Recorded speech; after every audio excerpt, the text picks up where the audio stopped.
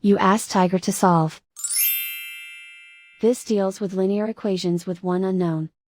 The final result is x equals 7. Let's solve it step by step. Group all x terms on the left side of the equation.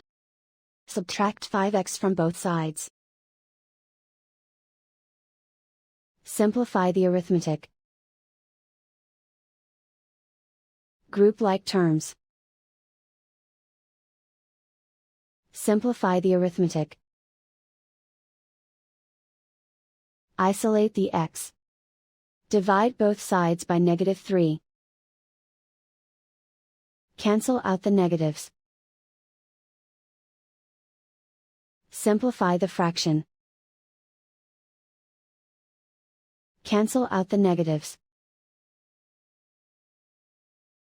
Find the greatest common factor of the numerator and denominator.